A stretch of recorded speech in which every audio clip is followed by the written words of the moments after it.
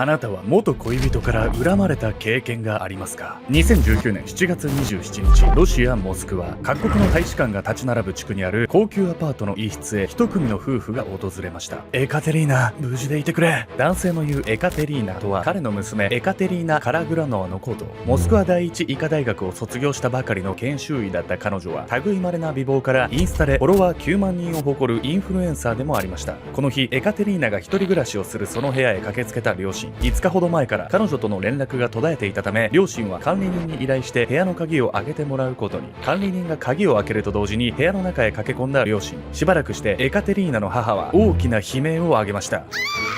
部屋の真ん中に置かれていた赤いスーツケースにエカテリーナの遺体が詰められていたんです。そう、彼女は殺されていました。元恋人のことを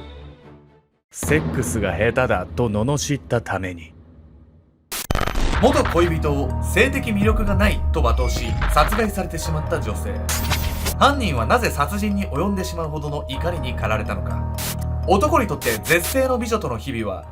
コンプレックスを助長する結果しか生まなかったんです。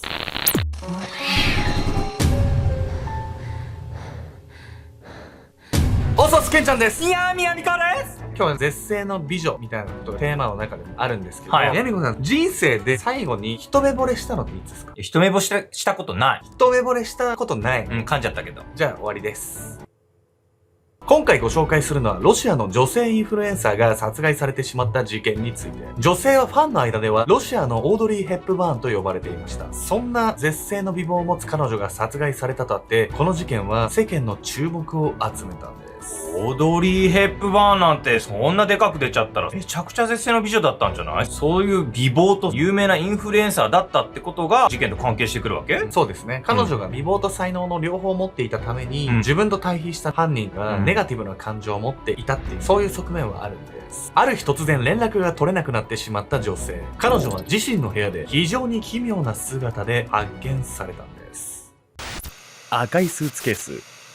2019年7月23日、ロシア・モスクワ。深夜、高級アパートの一室で友人と談笑していた女性は、上の階から聞こえてくる物音に怪げな表情を浮かべていました。何かしら、こんな夜中に。富裕層が暮らすそのアパートに夜中に大騒ぎするような住民はいないはず。それにもかかわらず、この日は床に何かを叩きつけるような大きな音が聞こえてきていたんです。家具でも動かしてるのかもしれないわね。静かになるまで夜風にでも当たってきましょうか。そう言うと、友人と2人でアパートの外へ出かけていった女性。1時間ほどして戻ってくると、その音は止んでいたため、2人は気にせず眠りについたんです。その4日後の7月27日、夜中に物音が聞こえていたその部屋へ、一組の夫婦がやってきました。エカテリーナ、無事でいてくれ。男性の言うエカテリーナとは、その部屋で暮らす娘エカテリーナ・カラグラノワのこと。モスクワ第一医科大学を卒業したばかりの研修医かつインスタで9万人のフォロワーを持つインフルエンサーという異例の経歴を持つ女性でした。数日前からエカテリーナと連絡がつかなくなったという両親。心配した彼らは管理人に頼み、彼女の部屋の鍵を開けてもらうことに。そして両親が部屋へ足を踏み入れると、その中央には大型の赤いスーツケースが置かれていました。もうじき25歳の誕生日を迎えるエカテリーナは恋人とのオランダ旅行を計画しており、スーツケースはそのために用意されたものに見えたんです。しかしそのスーツケースからはエカテリーナの足がはみ出していました。大きな物音してた時にもエカテリーナは襲われてたってことでしょ？そうなんですよ。そして犯行現場の様子から犯人像がすぐに浮かび上がってきたんです。スーツケースの中のエカテリーナはガーターベルト以外の衣服を身につけておらず、胸や首を中心に19箇所をめった刺しにされている状態。両親は即座に救急車を呼びましたが、手遅れなことは誰の目にも明らかでした。その後警察が現場検証を開始すると、奇妙なことにエカテリーナがそれほど残酷な殺され方をしているにもかかわらず、室内には争った形跡がほとんどなく、金品が盗まれているわけでもありません。また検視の結果、彼女の体には性行為の形跡が見つかったのですが、それも無理やりに行われたものとは考えにくく、合法目的の犯行ではないと推測されます。これらの状況からエカテリーナは合意の上で性的関係を結んでいた何者かに殺害されたと考えられたんです。犯人は恋人なのか、それに近しい関係だったってことよね。地上のもつれとかの末ってこと？これ。ただ犯人とエカテリーナっていうのは普通の恋人とは違う、ちょっと複雑な関係性だったんです。みだらな異性関係。警察はエカテリーナを殺害した犯人を特定すべく彼女のアパートの防犯カメラを確認。その最中、少し驚いた様子で声を上げました。一体何人男を連れ込んでるんだ。そう、エカテリーナのアパートには複数人の男性が入れ替わり立ち替わり訪れていたんです。そのうち事件の前後に彼女のアパートを訪れた男性は2人。1人は52歳の実業家でエカテリーナの誕生日に旅行に行く約束をしていた恋人でした。そしてもう1人は IT 企業に勤める33歳の男、マクシム・ガレーフ。エカテリーナの元彼でした。このうち容疑者とされたのはマクシムの方。近隣住民がエカテリーナの部屋から大きな物音がしているのを聞いたあの日、アパートにやってきていたのが彼だったんです。またマクシムはその2日後にもアパートを訪れており、その際には大きなスーツケースを引いて部屋を出ていました。その防犯カメラ映像から警察はマクシムが国外逃亡したと考えたんです。恋人がいるのになんで元彼が出入りしてるわけ？どういう関係性？ほんと変ですよね。このことに関して世間からある憶測が上がってくるんです。先ほども説明した通り、エカテリーナはインスタで9万人のフォロワーを持つインフルエンサー。その美貌をもってファンからロシアのオードリー・ヘップバーンと呼ばれていた彼女は、モデルのほか美容・旅行系のブロガーとしても収入を得ていました。そんなエカテリーナが殺害されたという報道は世間を賑わせ、次のように噂されるように、彼女は高級エスコートをしていて、客とのトラブルで殺されたんじゃないか。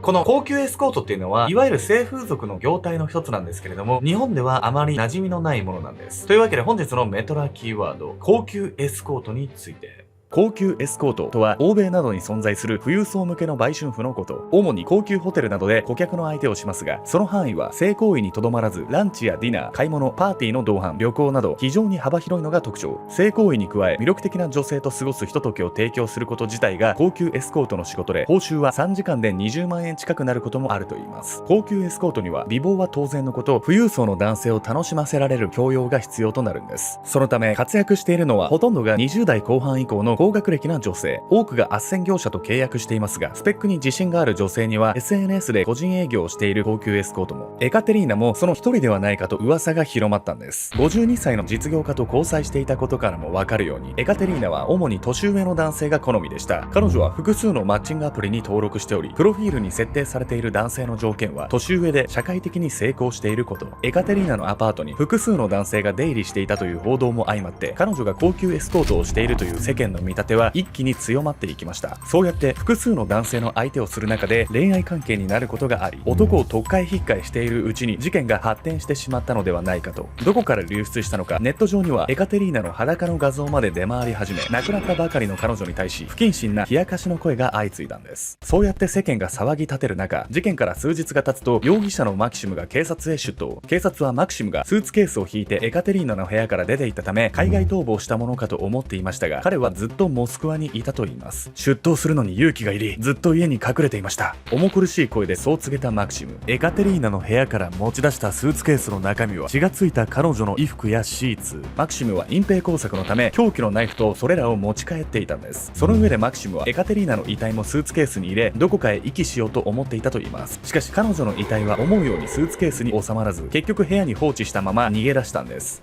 最初にスーツケースから足だけ出た状態で見つかったって言ってたもんね。それにしてもマキシムがエカテリーナを殺したのは、やっぱり彼女が男を国会引っかい入れ替えて遊んでたからってことなの？いや、それとは少し事情が違ったみたいなんです。エカテリーナとマクシムが別れたことには、彼自身の人となりに問題があって、それは彼のコンプレックスに触れるようなものでもあったんです。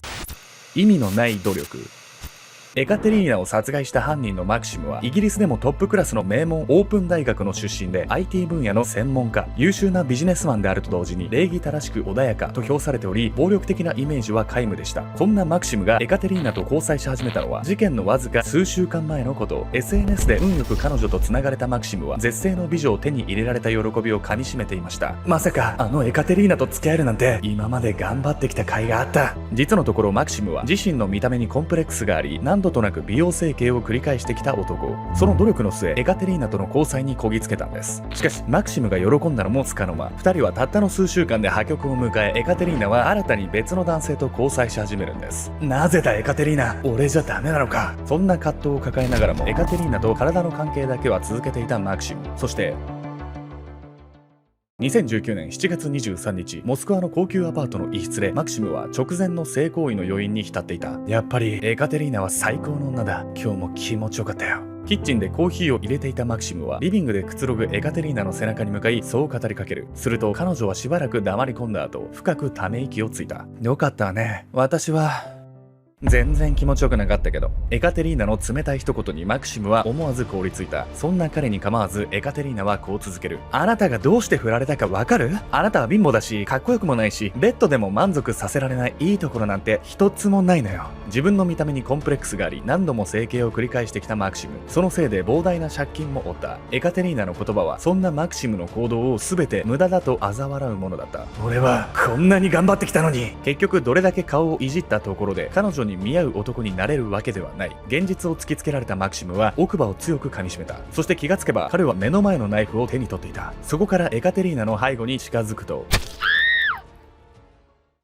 マクシムに切りつけられたエカテリーナは悲鳴を上げるとすぐさまバスルームに逃げ込もうとしました。しかしマクシムは彼女を廊下へ引きずり出し、口を塞ぎながら胸や首元をめった刺し、何度もナイフを突き立てるうち、エカテリーナは激しく痙攣し始め、やがて動かなくなってしまったんです。その後入念に部屋を片付けた上でアパートを去ったマクシム。その部屋の真ん中にはエカテリーナの足が飛び出したスーツケースが虚しく佇んでいました。マクシムとしてはめちゃくちゃ自分の気にしてる部分をつっつかれて傷ついたってことよね。マクシムはきっとエカテリーナみたいな美人と付き合うために整形とかして自分なりに努力を積み上げてきたわけじゃないですか。ですがいざ付き合ってみると彼女を満足させれなくて情けなさを感じてたのかなと思います。マクシムは取り調べの中でエカテリーナとの関係について次のようにも語っています。彼女と行為に及ぶたび1時間で130ポンド取られていました。130ポンドは日本円換算で約2万円。供述通りだとするとマクシムはエカテリーナと別れた後も肉体関係を餌にお金を絞り取られていたということ。一方でエカテリーナの両親や友人はマクシムのその供述に疑問を呈します。娘が売春などするはずありません。そんなことしなくても彼女には十分に収入があるんです。まずエカテリーナの両親は非常に裕福で彼女を少なからず支援していました。さらに先ほども説明したようにエカテリーナは研修医として働く傍らモデルやブロガーとしても収入を得ています。そんな彼女がお金欲しさに売春をするなどとは到底考えられなかったんです。幼少期からモデルになることが夢だった彼女は学生時代からその夢を叶えるため必死に邁進してきたといいます。医学部の勉強とその夢の両立は決して甘いものではなく、その地位を得るまでエカテリーナに自由な時間など一切なかったんです。エカテリーナが高級エスコートをしていたと断じることはそんな彼女の努力を嘲笑うことと同義。世間の噂に便乗したマクシムの供述は自身の犯行を少しでも正当化するための言い訳でしかないと考えられたんです。事件から1年後の2020年3月、エカテリーナを殺害した罪で有罪となったマクシムに下された刑は懲役9年。この判決は彼の犯行が計画的なものではなく突発的なものだったこと、また被害者からの侮辱が動機であることが考慮された結果となっています。公判中マクシムは改めて遺族に頭を下げこう言いました。自分自身の行動を非常に恥ずかしく思います。もし過去に戻れるなら頭を冷やして自分の行動を変えたい。あなたは彼と同じように自分に足りないものを突きつけられた経験はありますか？あるとすればその悔しさをどのように乗り越えましたか？